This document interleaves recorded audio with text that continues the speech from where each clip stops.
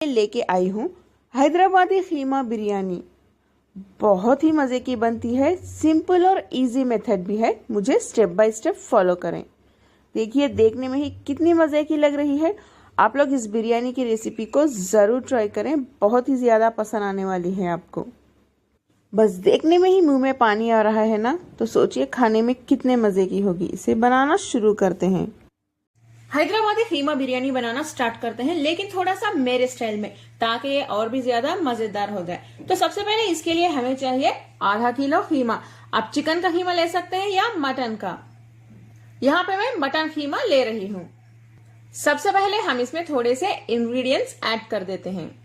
इसमें डालिए 4 टेबलस्पून अदरक लहसुन का पेस्ट। इसमें मैंने थोड़े से धनिया और पुदीने के पत्ते भी ऐड किए हैं, और ये फ्रेश होना चाहिए, तभी बिरयानी मजे की बनती है। अदरक लहसुन का पेस्ट थोड़ा ज्यादा डालने से बिरयानी में टेस्ट अच्छा आता है।